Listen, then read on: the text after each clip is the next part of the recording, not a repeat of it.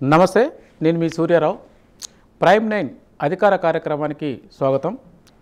ఈనాటి కార్యక్రమంలో పార్టిసిపేట్ చేయడానికి స్టూడియోలో ఉన్నారు డాక్టర్ జె పూర్ణచంద్రరావు గారు, IPS, retired DGP, Andhra Pradesh Bahujan Samaj party కోఆర్డినేటర్గా ఉన్నారు.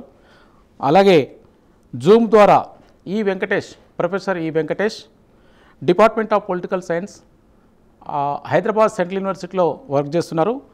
ఎన్నికల విశ్లేషకులుగా అనుభవం ఉన్నది వెంకటేష్ గారికి. అలాగే మరో గెస్ట్ మల్లికల్ గారు, బహుజన ఉద్యమ నేత, తను బీఎస్పీ పార్టీ జోనల్ కోఆర్డినేటర్గా ఉన్నారు. అలాగే అంపావతిని గోవింద్ గారు, బీసీ నాయకులు, బహుజన ఉద్యమ నేత, బీఎస్పీ కార్యదర్శిగా ఆంధ్రప్రదేశ్లో వ్యవహరిస్తున్నారు. ఇప్పుడు ఈరోజు చర్చా కార్యక్రమంలో ముఖ్యంగా ఇటీవలనే ఆంధ్రప్రదేశ్లో ఎన్నికలు జరిగినాయి. మళ్ళీ పాత పద్ధతే అసెంబ్లీకి అదే రెడ్లు రావడం జరిగింది. ఓవరాల్గా 1952 నుంచి నేటి వరకు చూసుకుంటే రాయలసీమ ప్రాంతం రెడ్లకైనా ఇతర వర్గాలకు, ఇతర సామాజిక వర్గాలకు అక్కడ ప్రాతినిధ్యం లేదనే దాని మీద ఇలా చర్చ చేద్దాం. ముందుగా పూర్ణచంద్ర సార్తో స్టార్ట్ చేద్దాం. సార్, మీరు చెప్పండి, రాయలసీమలో ఇంక్లూడింగ్ నెల్లూరు జిల్లాలో మొత్తానికి తీసుకుంటే బీసీ నాయకత్వం, ఎస్సీ ఎస్టీ, ఎలాగో ఎస్టీ అయితే ఒక్క ఎమ్మెల్యే లేరు అక్కడ, ఎస్సీ వాళ్ళకున్న రిప్రజెంటేషన్ వాళ్ళకు వచ్చింది. ఓవరాల్గా అంత జనాభా బోయలు కానీ, కురుబలు కానీ, తర్వాత ఈడిగ కానీ, యాదవులు కానీ, వీవర్స్ కానీ అత్యధికంగా ఉన్నటువంటి పాపులేషన్ అక్కడ ఉన్నా కూడా ఇప్పటికి కూడా రెడ్ల నాయకత్వం ఎక్కువ అక్కడ అన్ని పొలిటికల్ పార్టీలు ఎంకరేజ్ చేస్తూ ఉంటాయి. రెడ్ల రాజ్యంగానే రాయలసీమ ముద్రపడ్డది. దీని మీద మీ అభిప్రాయం ఏంటి సార్? మనకి ఈ సందర్భంగా సర్దార్ నాగప్ప గారు అన్న మాటలు మనం గుర్తు తెచ్చుకోవాల్సి ఉంటుంది. సర్దార్ నాగప్ప గారు కర్నూలు ప్రముఖమైనటువంటి కాంగ్రెస్ నాయకులు. ఆయన పేరున కర్నూలులో వీధి కూడా ఉంది. ఆయన నెహ్రూతో సహచర్యం ఉంది, ఇందిరాగాంధీతో సహచర్యం ఉంది, అలానే నీలం సంజీవ్ రెడ్డి గారితో కూడా సహచర్యం ఉంది. లేదా ఇంకో మాటలో చెప్పాలంటే ఆయన ఎస్సీ వర్గానికి చెందినటువంటి నాయకులు సర్దార్ నాగప్ప గట్టిగా నీలం సంజీవ్ రెడ్డి గారిని వ్యతిరేకించాడు. నీలం సంజీవ్ రెడ్డి గారి రెడ్డి కులతత్వ పెత్తందారి పోకల్ని మన సర్దార్ నాగప్ప ఆ రోజు నాడే ఆయన నిరసించాడు, వ్యతిరేకించాడు. అది చాలా గొప్ప విషయం. స్వాతంత్రం వచ్చిన కొత్తలోనే ఇంకో గొప్ప విషయం ఏంటంటే మన సర్దార్ నాగప్ప గారు కాన్స్టిట్యూయెంట్ అసెంబ్లీ మెంబర్గా కూడా ఉన్నారు. ఈ రాజ్యాంగాన్ని రాయటంలో ఆయన కూడా ప్రముఖమైన పాత్ర ఉంది. ఆయన అంబేద్కర్ గారి సహచరుడు. సో విశేషమైనటువంటి ప్రజ్ఞ కలిగినవాడు, విద్వత్తు కలిగినవాడు, మరి రాజకీయ అనుభవం కలిగినవాడు. తర్వాత ఎస్సీ వర్గాలకు, బహుజన వర్గాలకు జరుగుతున్న అన్యాయాన్ని ఆనాడే గుర్తించి ఆయన ఒక మాట అంటాడు. నీలం సంజయ్ రెడ్డిని ఉద్దేశించి చెప్పేది ఏంటంటే, మామూలుగా డెమోక్రసీ అంటే అబ్రహాం లింకన్ ఏమని చెప్పాడు? Democracy is a government of the people, by the people, for the people అంటాడు ఆయన, అబ్రహాం లింకన్. నాగప్ప గారు ఏమన్నారంటే, మనకి స్వాతంత్ర్యం వచ్చింది కానీ డెమోక్రసీ మనకు కాదు, ఈ గవర్నమెంట్ రెడ్లకే. ఇప్పుడు జనరల్గా స్టేట్ గవర్నమెంట్ ఏమంటాం? గవర్నమెంట్ ఆఫ్ చంద్రబాబు నాయుడు అనో, గవర్నమెంట్ ఆఫ్ జగన్మోహన్ రెడ్డి అనో ఇట్లా మాట్లాడుతూ ఉంటారు, మై గవర్నమెంట్ అంటూ ఉంటారు. ఈయన ఏమన్నారంటే, దిస్ ఈజ్ రెడ్డీస్ గవర్నమెంట్, ఇది democracy is government of Reddys, by Reddys and of Reddys అని ఆయన అంటాడు ఆ రోజుల్లో. అంటే ఆ రోజునే ఈ కులతత్వ పోకళ్ళు బాగా ఎక్కువ ఉన్నాయి, అవి సంస్థాగతం అయినాయి అని చెప్పడానికి మనకు ఇంకొక డాక్యుమెంటరీ ఎవిడెన్స్ ఉంది. ఈ ఎలా బహుజనులకి అన్యాయం చేస్తున్నారో, ఈ రెడ్ల నుంచి ఎలా జరిగిందో ఈయన కూడా నీలం సంజీవ్ రెడ్డి గారి గురించి మన శివశంకర్ గారు రాస్తారు ఈ బుక్లో. అదొక్కటే ముగింపు అనే బుక్లో ఆయన మున్నూరు సామాజిక వర్గానికి చెందిన ఆయన, తెలంగాణ ఆయన. అంటే ఒక పక్క ఎస్సీ లీడర్ సర్దార్ నాగప్ప గారు కర్నూలు ప్రాంతం, ఇంకో పక్క మన శివశంకర్ గారు, ఆయన లా మినిస్టర్గా చేశారు, గవర్నర్గా చేశారు. ఆయన బీసీలకు రిజర్వేషన్ కోసం తేవటం కోసం ఎన్నో ఇబ్బందులు పడ్డారు. ఆయన 1952లో మొదలు పెడితే ఈ ఉద్యమాన్ని, బీసీలకి రిజర్వేషన్ సాధించే ఉద్యమాన్ని 1952లో మొదలు పెడితే 1972 అంటే 20 సంవత్సరాలు పట్టింది. 20 సంవత్సరాలకు కానీ ఈ బీసీస్ రిజర్వేషన్ జీవో రాలా. ఈ సర్దార్ నాగప్ప గారు చెప్పిన దృష్ట్యా మనం చూస్తే కనుక మరి రెడ్డిస్ గవర్నమెంట్ అంటే ఏదో ఒక చీఫ్ మినిస్టర్ ఎవరో ఒకళ్ళు రెడ్డి ఉండొచ్చు కదా, అందులో తప్పేం ఉంది, రెడ్డి కాకపోతే ఇంకో కమ్యూనిటీ ఉంటారు, మొత్తం రాయలసీమలో ఒక చీఫ్ మినిస్టర్కే ఆపాదించలేం కదా అనేటువంటి ఉద్దేశం కూడా రావచ్చు. కానీ చిత్రంగా విషయం ఏంటంటే మనకి స్వాతంత్రం వచ్చిన దగ్గర నుంచి ఇప్పటికీ 17 ఎలక్షన్ జరిగినాయి. ఈ 17 ఎలక్షన్లో 2,900 మంది ఎమ్మెల్యేలు అయ్యారు, అంటే దాదాపుగా 3,000 మంది. ఈ 3,000 మందిలో 658 మంది రెడ్లు ఉన్నారు, 549 మంది కమ్మాస్ ఉన్నారు, మరి కాపులు 300, అంత బీసీలు దాదాపుగా 498 మంది ఉన్నారు. అంటే ఏంటంటే ఇక్కడ రెడ్లు 23% ఉన్నారు. రెడ్ల జనాభా 7 or 8 కన్నా ఎక్కువ ఉండదు. అదే 19% కమ్మాస్ ఉన్నారు, వాళ్ళది 5-6 కన్నా పర్సంటేజ్ కన్నా ఎక్కువ ఉండదు. మరి కాపులు 10% ఉన్నారు, వాళ్ళు జనరల్గా మనం 20% దాకా లెక్కేసుకోవచ్చు రాష్ట్రంలో. అదే ఈ బీసీలు వచ్చేటప్పటికి 17% మాత్రమే ఉన్నారు. మనం బీసీలను కనీసం 40 to 50% అని చెప్తాం. సో ఈ రకంగా ఇది రాష్ట్ర స్థాయి పరిస్థితి అయితే రాయలసీమ చాలా అన్యాయంగా వెనకబడి ఉంది ఈ ప్రజాస్వామ్యం విషయంలో. ఒక నిజం చెప్పాలంటే అక్కడ ప్రజాస్వామ్యం రాయలసీమకి వేరే ప్రాంతాలకి తేడా ఉంటుంది. అది రెడ్డి స్వామ్యమా ప్రజాస్వామ్యమా అని మనం చూసుకోవాల్సి వస్తుంది. కారణం ఏంటంటే మీకు అక్కడ 63 నియోజకవర్గాలు ఉన్నాయి రాయలసీమ నెల్లూరు కలిపితే. ఈనాటి అసెంబ్లీలో 27 మంది రెడ్లు 12 మంది కమ్మలు ఉన్నారు.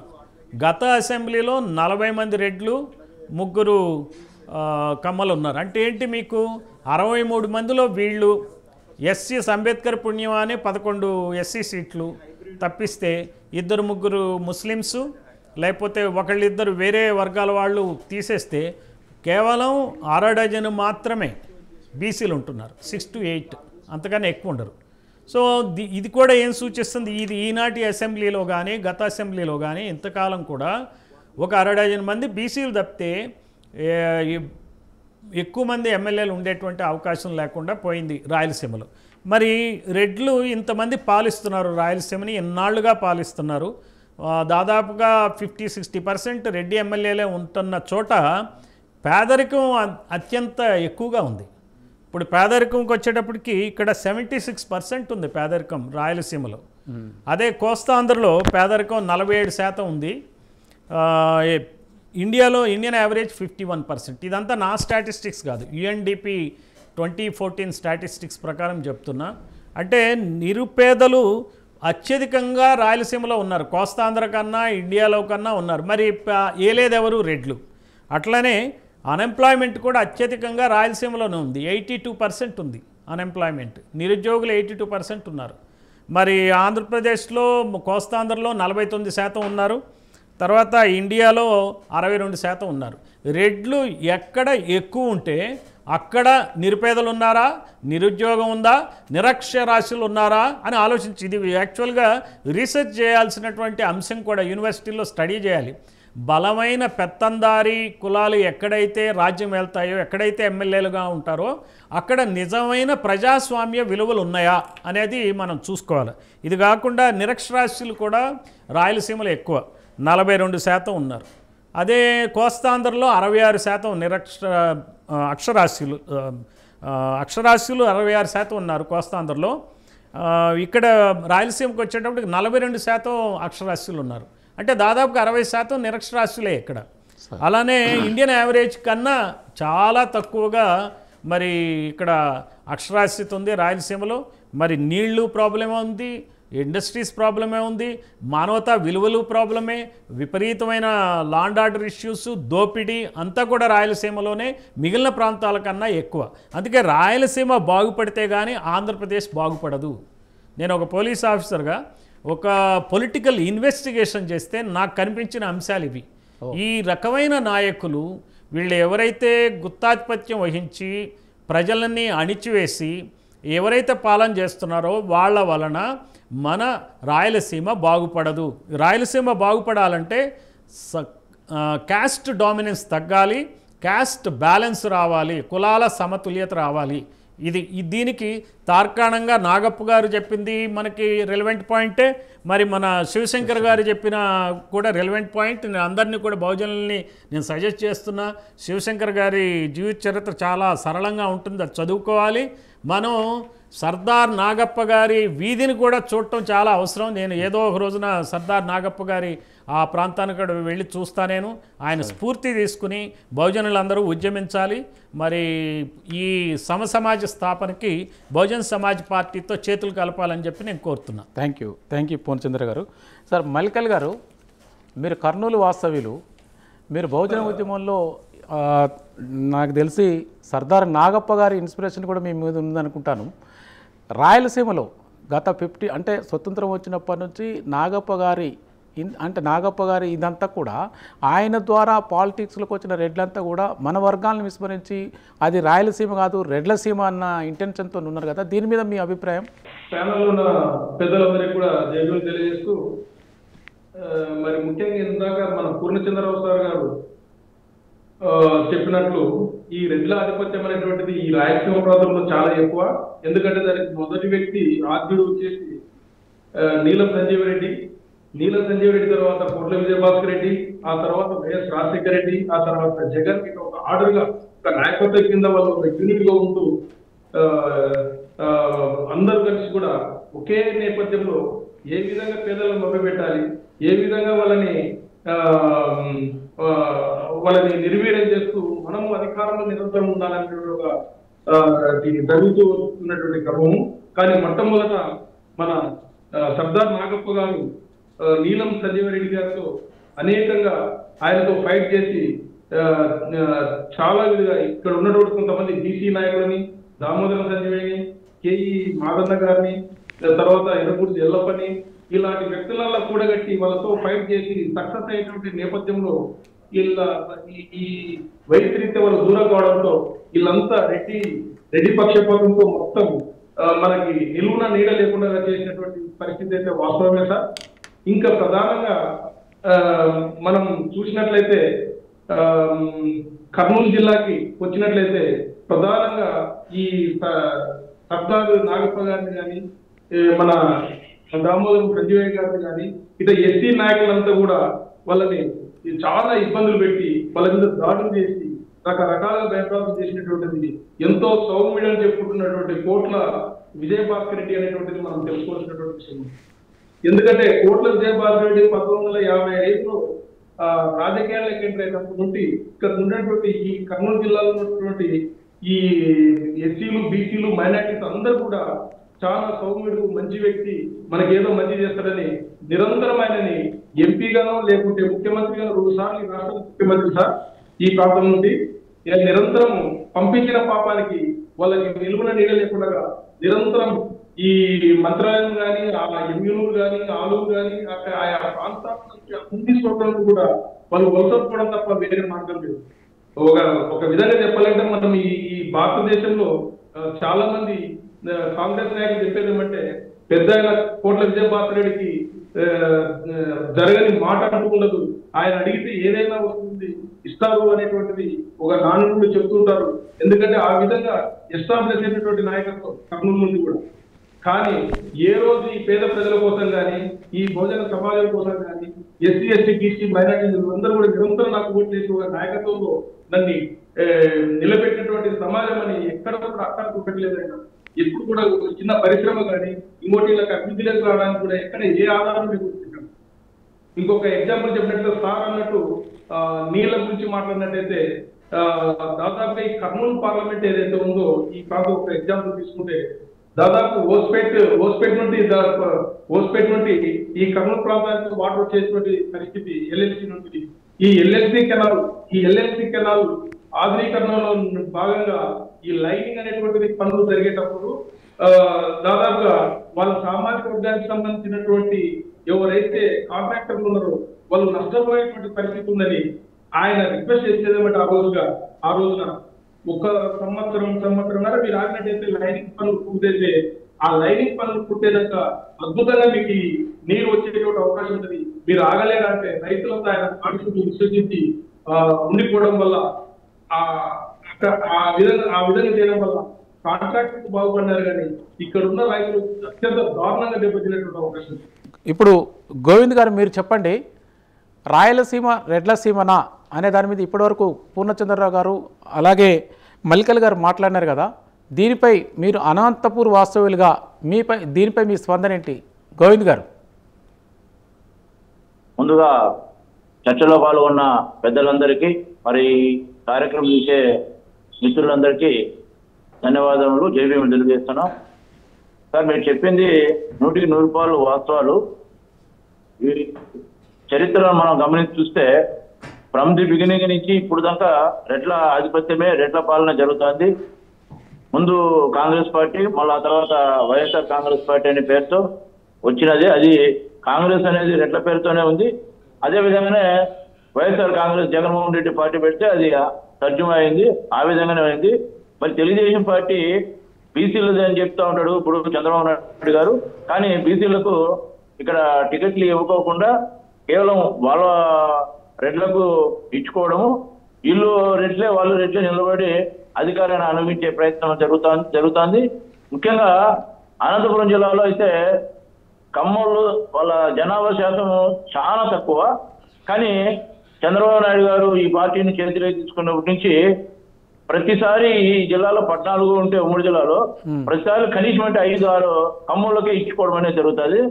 రెడ్లకు మాత్రం తక్కువ ఇస్తారు, బీసీలకు 3-4 ఇస్తారు, ఎస్సీలకు మామూలు జనరల్ గా ఉంటాయి, ఒకరో ఇద్దరుకో మైనార్టీ ఒకరికి ఇస్తారు. అది ఈసారి కూడా ఇవ్వలేదు. అంటే కేవలము ఈ బీసీల ఓట్లను లాక్కోవడానికి చంద్రబాబు నాయుడు గారు బీసీల పార్టీ అని చెప్పి ఒకరికో ఇద్దరికో ఈ జిల్లాలోనే, అది కేవలం అనంతపురం జిల్లాలోనే ఈ కార్యక్రమం జరుగుతుంది. మళ్ళీ మీరు చిత్తూరు పోండి, మళ్ళీ నెల్లూరు పోండి, మళ్ళీ కడప పోండి, మరి ఎట్లాంటి పరిస్థితి ఉండదు. కడపలో ఈసారి ఒక్కరికి ఇచ్చారు, కర్నూలులో 2 వచ్చారు, మిగతా జిల్లాలో ఎక్కడా లేదు. అంటే కేవలం ఓట్లు వేయించుకోవడానికి మాత్రమే చంద్రబాబు నాయుడు గారు బీసీల పార్టీ అని చెప్తాడు. బీసీల కోసం మేమేమో ముసలి కన్నీరు కాస్తా అన్ని మాటలు చెప్తాడు సార్. ఇది ఈ రెడ్ల పాలన కొనసాగడానికి ప్రధాన కారణము. ఆ పార్టీ కాంగ్రెస్ పార్టీ రెడ్లది అనుకున్నాం, మళ్ళా వైఎస్ఆర్ పార్టీ రెడ్లది అనుకున్నాం, మరి తెలుగుదేశం పార్టీ బీసీలది అనుకున్న దానికి ఎక్కడే కానీ బీసీలకు సంబంధించి ఎలాంటి ప్రాధాన్యత లేదు. ఇక్కడ కూడా రెడ్ల ప్రాధాన్యత ఉంది. అందువల్లనే మేము అందరినీ కోరుతానేది అదే, బీసీలను 50% పైనటువంటి బీసీలు అందరినీ అదే కోరుతానేది. మీరు ఇంకా ఎంతకాలం అని ఈ విధంగానే ఉంటారు, మీరు ఈ విధంగా అధికారం లేకుండా ఉండడం అనేది కరెక్ట్ కాదు. ఎందుకంటే అధికారం లేనటువంటి జాతి అంతరించిపోతుంది అనేది బాబాసాహెబ్ అంబేద్కర్ గారు చెప్పిన మాట, మరి కాంశీరామ్ గారు చెప్పిన మాట. మరి ఆ మేరకు బీసీలలో స్పందన రావాలనేది మేము మొదటి నుంచి ఆ బీసీల వైపునే మాట్లాడుతూ వచ్చినాం. ముఖ్యంగా రెడ్ల దౌర్జన్యము, దౌర్జన్య ఆధిపత్యము రాయలసీమలో అధికంగా ఉంది. మరి వీళ్ళ ప్రాధాన్యత తగ్గితే ఆ సముతులత అనేది వస్తుంది, అప్పుడే బహుశా సమసమాజ అనేది వస్తుంది. బీసీలు, ఎస్సీలు, ఎస్టీలు, మైనార్టీలు కూడా ముందుకు పోయే అవకాశం ఉంటుందని నా తాలూకా అభిప్రాయం. థ్యాంక్ యూ గోవింద్ గారు. ప్రొఫెసర్ వెంకటేష్ గారు చెప్పండి. ఇప్పటివరకు పూర్ణచంద్రరావు గారు, కర్నూలు నుంచి మల్లికల్ గారు, తర్వాత అనంతపూర్ నుంచి గోవింద్ గారు వారి యొక్క అభిప్రాయాలు రాయలసీమ రెడ్లదే అనడానికి మీరు దీని మీద చాలా వర్క్ చేసినారు, చాలా సంవత్సరాలు, ఐ థింక్ దశాబ్దాలు అనుకుంటా. అంటే రాయలసీమలో ఈ సిచ్యువేషన్ ఉండడానికి రెడ్లు పాలన అంటే అక్కడి నుంచే చీఫ్ మినిస్టర్ అవుతున్నారు, అక్కడి నుంచే పొలిటికల్ పార్టీలు పుట్టుకొస్తున్నాయి, మొత్తం ఆ రాష్ట్రం అంతా కూడా ఉమ్మడి రాష్ట్రం ఉన్నా అంటే విడిపోయినా కూడా. అంటే దీని మీద మీ అభిప్రాయం, మీరు ఇంతవరకు చేసినటువంటి అనాలిసిస్ ఏం చేస్తే దీనికి మనం ముగింపు పలకొచ్చు రెడ్ల పాలన? ముందుగా ఇంత మంచి టాపిక్ రాయలసీమ ప్రజలదా రెడ్లదా అనేటువంటి అంశం పైన చర్చను చేపట్టినటువంటి సంగెం సూర్యారావు గారిని అభినందిస్తూ, ఇంతవరకు మాట్లాడినటువంటి ముగ్గురు వక్తలు కూడా చాలా విలువైనటువంటి ఆధారాలతో చెప్పినందుకు వాళ్ళందరితో పూర్తిగా ఏకీభవిస్తూ, సర్దార్ నాగప్ప గారి వీధి అని కర్నూలులో ఉంది. నేను 6వ తరగతి చదువుతూ ఉన్నప్పుడు కర్నూలులో నేను ఆ వీధిలోనే ఉన్నాను. తర్వాత వాళ్ళ కుమారుడు సర్దార్ బుచ్చిబాబు, ఆయన కూడా లోకల్ పాలిటిక్స్లో కొంత యాక్టివ్గా ఉంటాడు, అతనితో కూడా చాలా సందర్భాల్లో నేను కలిశాను. అయితే ఇప్పుడు ఈ రాయలసీమలో రెడ్ల ఆధిపత్యం అనేటువంటిది కొనసాగడానికి వెనుకబాటుతనానికి సంబంధించి డాక్టర్ పూర్ణచంద్రరావు గారు చాలా వివరాలు చెప్పడం అనేటువంటి జరిగింది. ఇది వాస్తవం. ఇవాళ ఒకప్పుడు మహబూబ్నగర్ దేశంలోనే మానవాభివృద్ధిలో అత్యధికంగా వెనుకబడినటువంటి జిల్లా అనుకుంటే ఈరోజు కర్నూలు జిల్లా అత్యధికంగా వెనుకబడినటువంటి జిల్లా మానవాభివృద్ధి. మీరు లిటరసీ పర్సెంటేజ్ ఆఫ్ లిటరసీని తీసుకున్నట్లయితే చాలా వెనుకబడ్డది. ఆ తర్వాత అనంతపురం వస్తుంది, ఆ తర్వాత విజయనగరం, శ్రీకాకుళం, చిత్తూరు, కడప ఇవన్నీ కూడా వస్తున్నాయి. అదొకటైతే, రెండవది రాయలసీమలో ఉన్నటువంటి ప్రతి జిల్లా కూడా ఒకరు లేదా ఇద్దరు ముఖ్యమంత్రులని రాష్ట్రానికి అందించాయి. ఆనాటి ఉమ్మడి ఆంధ్రప్రదేశ్ కానీ ఈనాటి రాష్ట్రానికి కానీ.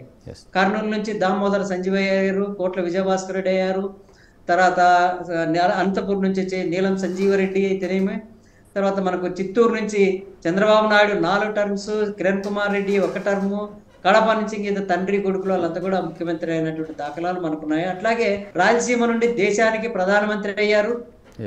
7 ఈ రెడ్డి ముఠార్ కుటుంబాలు వచ్చేసి దేశ ప్రధానమంత్రిని నంద్యాల నియోజకవర్గం గెలిపించాయి, తెలంగాణ చెందినటువంటి పివి నరసింహారావును. అదేవిధంగా దేశానికి రాష్ట్రపతిని కూడా అందించినటువంటి ప్రాంతము రాయలసీమ ప్రాంతం. ఇదే ఈ విధమైనటువంటి ఈ అధికారము అనేటువంటిది ఒకే ఒక కులం యొక్క పెత్తానము. అదేవిధంగా తెలుగుదేశం పార్టీ వచ్చిన తర్వాత కొంతవరకు కమ్మ వాళ్ళ ఆధిపత్యం అనేటువంటిది మొదలైంది. తర్వాత వెనుకబడిన కులాలకు చెందినటువంటి వాళ్ళు ఇంత పెద్ద ఎత్తున జనాభా ఉన్నప్పటికీ కూడా వాళ్ళ వాయిస్ లేదు, అధికారం లేదు, వాళ్ళ వనరులు లేవు, ఇటువంటి అధికారంలో భాగస్వామ్యమైనటువంటి ఒక ప్రజాస్వామికమైనటువంటి వాతావరణం లేనటువంటి పరిస్థితి ఈ 75 ఏళ్లకు పైగా కొనసాగుతున్నటువంటి ఎన్నికల రాజకీయ ప్రజాస్వామ్యంలో లేదు అనేటువంటి వాస్తవం చాలా స్పష్టంగా కనపడతా ఉంది. ఎందుకంటే వాళ్ళ రాయలసీమలో REDDY అనేటువంటిది ఒక పాస్వర్డ్. నువ్వు ఎక్కడైనా చూడండి, మీరు గ్రామ స్థాయి రాజకీయాల నుంచి కూడా రాష్ట్ర స్థాయి రాజకీయాల వరకు కూడా ఒక వార్డు మెంబర్ కానీ, సర్పంచ్ కానీ, ఎంపీటీసీ కానీ, ఎంపీపీ కానీ, జెడ్పీటీసీ కానీ, జిల్లా పరిషత్ మెంబర్ కానీ, మినిస్టర్ కానీ, అన్నీ కూడా రాష్ట్ర ముఖ్యమంత్రి వరకు కూడా ఈ REDDY అనేటువంటి పాస్వర్డ్తో లింక్ అయినటువంటిది. అది అఫ్కోర్స్ ఇవాళ తెలంగాణ రాయలసీమకు కూడా ఇది వర్తిస్తుంది అనుకో. ఎందుకు కానీ ఈ విధంగా అయ్యారనుకున్నప్పుడు మనం 1950 దశకం తొలిసారి ఎన్నికలు జరిగిన 1951-52లో ఎన్నికలు జరిగిన నుండి 24 వరకు పరిశీలించినట్లయితే, ఒకటి రాయలసీమ ప్రాంతంలో ఉన్నట్టు సహజ సంపద ఏదైతే ఉందో, భూమి కానీ, అడవి సంపద కానీ, వనరులు కానీ ఏవైతే ఉన్నాయో ఆ వనరులను తమ గుప్పిట్లో పెట్టుకొని వేరే వాడిని ఎవరిని కూడా దగ్గరకు రానివ్వకుండా, ఎవడైనా వాళ్ళ ప్రయోజనాల కొరకు వచ్చేసి ప్రతిఘటిస్తున్నాడు అనుకున్నటువంటి వాళ్ళని అడ్డంగా నరికో, చంపో, వ్యాక్సినిజం చేసో, బాంబులేసో, కత్తులతో బెదిరించో చేయడం అనేటువంటి జరుగుతుంది. ఎందుకంటే వీళ్ళు వచ్చేసి ఉయ్యాలవాడ నరసింహారెడ్డి దగ్గర నుంచి నేర్చుకున్నారు. ఉయ్యాలవాడ నరసింహారెడ్డికి తన వ్యక్తిగతమైనటువంటి ప్రయోజనాలు, కుటుంబ ప్రయోజనాలు ఎప్పుడైతే నష్టం వాటిల్లుందో అప్పుడు వచ్చేసి బ్రిటిష్ వాళ్ళ పైన తిరగబడ్డప్పుడు అక్కడి నుంచి మొదలైనటువంటి ప్రహాసనము, అదేవిధంగా పాలగారులు అంటానని, తర్వాత ఫ్యాక్షనిస్టులు అంటానని, ముఠాకోర్లు అంటానని చెప్పి వీళ్ళంతా ప్రజాప్రతినిధులు ఎన్నికల రాజకీయాల్లో శాసించడం అనేటువంటిది జరుగుతూ ఉంది. అప్పటి నుంచి ఇప్పటి వరకు చూసినట్లయితే 36-40 సంవత్సరాల పాటు వాళ్ళు ఒకే ఒక కులము, ఆనాటి రాష్ట్రానికి కానీ ఈనాటి రాష్ట్రానికి కానీ ముఖ్యమంత్రి అయితే 30 సంవత్సరాల పాటు ఈ కమ్మ కులానికి చెందినటువంటి వాళ్ళు ముఖ్యమంత్రి అవుతూ వస్తారు. తెలుగుదేశం పార్టీ నిజంగా 1950 నుంచి కాడ ఆనాటి కాంగ్రెస్ పార్టీ కానీ, కాంగ్రెస్ సోషలిస్ట్ పార్టీ కానీ, కమ్యూనిస్టులు కానీ, కృషికార లోక్ పార్టీ వాళ్ళు కానీ, అట్లాగే జనతా పార్టీ కానీ, జనతాదళ్ కానీ, ఇవన్నీ వచ్చినటువంటి రాజకీయ పార్టీలు ఏవి కూడా ఈ కుల సమస్యలు, వెనుకబడిన తరగతులకు ప్రాతినిధ్యం అనేటువంటి వాటిని ఏమాత్రం కూడా పట్టించుకోలేదు. అంబేద్కర్ లేంటే డాక్టర్ బిఆర్ అంబేద్కర్ గారు లేంటే నాగప్ప గారు లాంటి వాళ్ళు చేసినటువంటి కృషి ఫలితంగా దళితులకు ప్రజాస్వామికంగా రావాల్సినటువంటి వాటా ఉంది కాబట్టి, రాజ్యాంగ రక్షణ ఉంది కాబట్టి వాళ్ళు ఇవాళ వాళ్ళకు వాయిస్ని, వాళ్ళకు ఉన్నటువంటి హక్కుల గురించి, అంబేద్కర్ సిద్ధాంతాన్ని గురించి బలంగా మాట్లాడగలుగుతున్నారు కాబట్టి వాళ్ళు నిలదొక్కుకోగలిగారు. కానీ మొట్టమొదటగా ఈ దేశంలో వెనుకబడిన కులాలకు చెందినటువంటి వాళ్ళు రాజకీయంగా అణిచివేతకు గురవుతున్నారు, ఆర్థిక అణిచివేతకు గురవుతున్నారు, సామాజిక అణిచివేతకు గురవుతున్నారు, విద్యాపరమైన వెనుకబాటుతనానికి గురవుతున్నట్టు గుర్తించినటువంటి వాళ్ళు ఎవరయ్యారంటే ఈ దేశంలో దళితులు అన్నటువంటి విషయాన్ని గుర్తించాలి. వెనుకబడిన తరగతుల వాళ్ళకు వచ్చేసి నిజంగా అంత పెద్ద చైతన్యం ఉన్నటువంటి జాతీయ స్థాయి నాయకులు ఎవరైనా ఉన్నారో లేదో మనకు తెలియదు. కానీ అంబేద్కర్ అయితేనేమి, ఆ తర్వాత మాన్యశ్రీ కాంశీరామ్ గారు నేను ఆనాడు ఢిల్లీలోని జవహర్లాల్ నెహ్రూ విశ్వవిద్యాలయం చదువుతా ఉన్నప్పుడు ఢిల్లీ బోట్ క్లబ్ ముందు లాగు కరో మండల్ కమిషన్ కో లాగు కరో అంటనని నినాదం ఇచ్చినటువంటి ఏకైక వ్యక్తి భారతదేశంలో మాన్యశ్రీ కాంశీరామ్ గారు అనేటువంటి విషయాన్ని గుర్తించుకోవాలి. అంటే బహుజన సమాజ్ పార్టీ అనేటువంటిది రాజకీయ అణిచివేతను గుర్తించినటువంటి పార్టీగా మనము చాలాసార్లు కాంశీరామ్ గారు వచ్చినప్పుడు అక్కడ కర్నూలులో కానీ హైదరాబాద్లో కానీ వారి మీటింగ్లు కూడా అటెండ్ అయినటువంటి సందర్భం ఉంది. సో ఈ విధంగా మనము రాయలసీమలో ఏ విధంగా అది ఒకటి భూమిపైన 1970 వరకు భూమిపైన పెత్తారం చెలాయించేటువంటి వాళ్ళు 1970 నుంచి 80 వరకు వచ్చేసి ఈ కాంట్రాక్టులు, అక్రమార్జన, కల్ప తర్వాత నల్లమల ఫారెస్ట్లో ఉన్నటువంటి జంతువులు కానీ తర్వాత వచ్చేసి చెట్లను కానీ కొల్లగొట్టుకొని పోయి తమ అక్రమార్జన కొనసాగిస్తే 1900 దశకం నుండి ఈ కొత్త వాళ్ళ రూపాలు మార్చుకున్నారు. కాంట్రాక్టర్లు, సివిల్ కాంట్రాక్టులు, తర్వాత వచ్చేసి ఆర్ఎక్ కాంట్రాక్టు, అట్లాగే రియల్ ఎస్టేట్ వంటివన్నీ కొత్త రంగాల్లోకి పెనట్రేట్ అయిపోయి తమ పెత్తానాన్ని కొనసాగించడం అనేటువంటి జరుగుతుంది. ఆ పెత్తానాన్ని కొనసాగించడంలో మళ్ళీ వెనుకబడిన తరగతుల వాళ్ళు ఎందుకు ముందుకు రావట్లేదంటే వాళ్ళు చేస్తున్నటువంటి ఎన్నుకున్నటువంటి పద్ధతి ఏంటంటే ఒకటి అంతమొందించడము, వారిని చంపడము, నరకడము, గొంతు కొయ్యడము, భయపెట్టడము, భయాందోళనకు చేయడము. ఎవడైనా వెనుకబడిన కులాలకు సంబంధించినటువంటి వాళ్ళు తమ వాయిస్ను ముందుకు తీసుకొస్తున్నారంటే వాడిని ఎన్ని రకాలు హింసించాలో, వారి పొలంలో ఉన్న పంటను నాశనం చేసేస్తారు. మనకి ఎన్ని జీవాలుంటే వాటిని దొంగల ద్వారా ఎత్తుకెళ్తారు, పోలీస్ స్టేషన్లో కేసులు పెడతారు, నానా రకాల చిత్రహింసలకు గురి చేస్తారు. గ్రామాలలోనే హత్యాకాండలకు గురి చేసినటువంటి సందర్భాలు మనకి ఎన్నో ఉన్నాయి. మీ రాయలసీమ జిల్లాలో ఏ గ్రామానికి వెళ్ళినా ప్రతి చోట కూడా ఈ ఫ్యాక్షనిస్టులు 2 వర్గాలకు సంబంధించినటువంటి ఒకే కులం వాళ్ళు నాయకులుగా ఉంటారు. కానీ బలిపశువులైనటువంటి వాళ్ళు వెనుకబడిన కులాల వాళ్ళు అంటారు. మీరు కూడా బీసీ టైమ్స్ మ్యాగజైన్ లో చాలా సందర్భాల్లో హైలైట్ చేసినటువంటి ఇది ఉంది సంగెం సూర్యారావు గారు. అదే పరిస్థితి ఇవాళ చాలా సోఫిస్టికేటెడ్ గా ఇన్ఫర్మేషన్ టెక్నాలజీని ఉపయోగించి, కమ్యూనికేషన్ టెక్నాలజీని ఉపయోగించి ఎవడు ఎటుపోతున్నాడు, ఎవడు ఏం మాట్లాడుతున్నారు, ఎవరితో మాట్లాడుతున్నాడు, ఎవరైనా పైకి వస్తున్నారా, ఏదైనా పైకి వస్తున్నటువంటి వాడిని ఏ విధంగా అనదొక్కాలి, ఏదైనా ప్రభుత్వ స్కీమ్ నుంచి ప్రయోజనం పొందితే వాడిని ఎన్ని రకాలుగా హింసించాలి, బ్యాంకు నుంచి లోన్ వస్తుందంటే వానికి రాయనివ్వకుండా ఏ విధంగా చేయాలి, వాళ్ళ అడుగులకు మడుగులు ఎత్తేటువంటి వాళ్ళకి, వాళ్ళ చెప్పులు మోసేటువంటి వాళ్ళకు, వాళ్ళ కాళ్ళ దగ్గర కూర్చున్నటువంటి వాళ్ళకు ఏదో నామికావాసిగా అక్కడ ఏదో 6 అంటానో లేట 5 అంటానో లేట స్థానిక సంస్థల్లో రిజర్వేషన్స్ ఉన్నాయి కాబట్టి ఈ సర్పంచ్ కానీ, ఎంపీటీస్ కానీ, మండలాధ్యక్షులు గాను వాళ్ళ దగ్గర ఒక ఏజెంట్లు గాను, బ్రోకర్లు గాను, వాళ్ళ ఇళ్లలో జీతగాళ్ళు గాను పనిచేస్తున్నటువంటి వాళ్ళను వాళ్ళ ప్రజాప్రతినిధులుగా ముందుకు పెట్టి మేము బీసీలకు ఇంత వాటలు ఇచ్చాము, అంత వాటలు ఇచ్చామంటని చెప్పుకుంటారు. అదే తెలుగుదేశం పార్టీ 2014 ఎన్నికల ముందు 100 సీట్లు 10,000 కోట్ల బడ్జెట్ ఉంటాను. ఆ స్లోగన్ నేను ఖాయం చేశాను. బీసీ సప్లాన్లో పాటుగా చంద్రబాబు నాయుడు పాదయాత్ర చేసినప్పుడు మమ్మల్ని నేను, ప్రొఫెసర్ కంచాయలయ్య గారు, సింహాద్రి గారు, అట్లాగే మురళీ మనోహర్ గారు ఆ రిపోర్టును తయారు చేసి చంద్రబాబు నాయుడుకి ఇచ్చి 100 సీట్లు ఖచ్చితంగా నువ్వు ఎన్నికల్లో ఇవ్వాలి అని అంటే కనీసం అందులో 50% సీట్లు కూడా ఇవ్వలేదు. తాను 2014లో ఆ స్లోగన్ ద్వారా బీసీ సప్లాన్ ద్వారా అధికారంలోకి వచ్చిన తర్వాత అందులో కనీసం సగం బడ్జెట్ను కూడా కేటాయించినటువంటి దాఖలాలు మనకు కనిపించడం లేదు. అంటే ఒక పక్క తెలుగుదేశం పార్టీ తన రాజకీయ అవసరాల కొరకు వచ్చేసి వెనుకబడిన కులాల వాళ్ళని వచ్చి ఉపయోగించుకొని తాను చివరకు వచ్చేసి అదే రెడ్డి సామాజిక వర్గానికి అత్యధిక ప్రాతినిధ్యం కల్పిస్తుంది.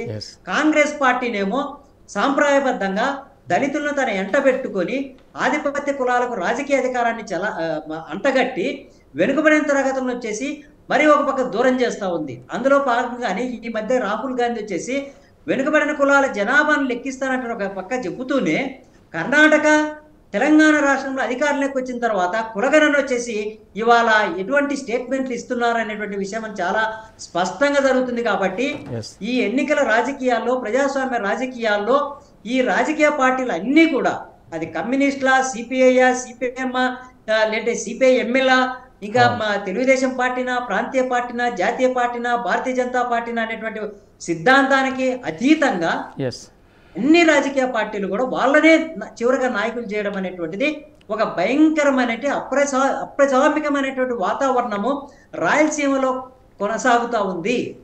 ఈ రాజకీయ అధికారులను ఉపయోగించుకొని ఇక్కడ ఉన్నటువంటి నాయకులంతా ఏం చేస్తున్నారు, వెనుకబడిన కులాలకు చెందినటువంటి వాళ్ళు ఎవరైనా కాస్త కోస్త 4 పైసలు సంపాదించుకొని ఎన్నికల రాజకీయాలకు వచ్చేసరికి ఎన్నికల రాజకీయాలను విపరీతమైనటువంటి ఖర్చుతో కూడుకున్నట్టు అఫైర్గా తయారు చేశారు. వేల కోట్లు, వందల కోట్లు ఆస్తిపరులు అనేటువంటి వాళ్ళు ఇవాళ ప్రజాప్రతినిధిగా, అవంతా ఎక్కడి నుంచి వచ్చాయి? వాళ్ళని ఎవరు ప్రశ్నిస్తున్నారు? వాళ్ళు తరతరాలుగా ఇవాళ 2024లో ఎన్నికైనటువంటి ఎంపీలు కానీ ఎమ్మెల్యేలుగా ప్రొఫైల్ తీసుకుంటే రెండవ తరం వాళ్ళు లేదా మూడవ తరం చెందినటువంటి వాళ్ళు. మీరు చూడండి, కాన్స్టిట్యుయెన్సీ వైజ్ గా మూడో తరానికి చెందిన 1950, 60, 70 వరకు కాంగ్రెస్ ద్వారా ప్రయోజనం పొందితే, 1980లో తెలుగుదేశం పార్టీ ద్వారా ప్రయోజనం పొందితే, ఇవాళ తిరిగి అదే తెలుగుదేశం పార్టీ ద్వారా ప్రయోజనం పొందినటువంటి వాళ్ళు తమ బిడ్డలను కూడా పార్లమెంట్కి పంపించేటువంటి పరిస్థితి వచ్చిందే కానీ, మరి తెలుగుదేశం పార్టీ వాళ్ళకు వచ్చేసి రాయలసీమ ప్రాంతంలో వెనుకబడిన కులాలకు సంబంధించినటువంటి వాళ్ళను ప్రజాప్రతినిధిగా నిలబెట్టాలనేటువంటి కొంచెం కూడా సెన్స్ అనేటువంటిది లేకపోవడం చాలా దురదృష్టకరమైనటువంటి పరిస్థితి. అట్లాగే వెనుకబడిన కులాల నుంచి ఎన్నికైనటువంటి ఈ ఎంపీలు ఉన్నారు. కర్నూలు జిల్లాకు వచ్చేసి గత 15-20 సంవత్సరాలుగా తెలుగుదేశం ఈ పార్టీ నుంచి కూడా ఎన్నికవుతున్నారు వైఎస్ఆర్సీపీ తరఫున.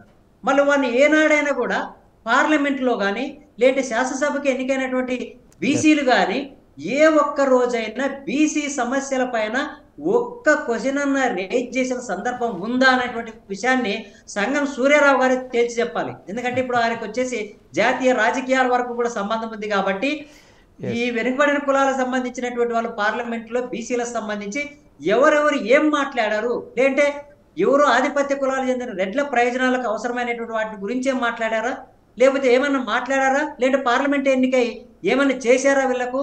గత పోయిన ఎన్నికల్లో అనంతపురం జిల్లా నుంచి 2 పార్లమెంట్ సభ్యులు బీసీల కులాలు చెందినటువంటి వాళ్ళు, కర్నూలు చెందినటువంటి వాళ్ళు బీసీ కులాలు చెందినటువంటి వాళ్ళు.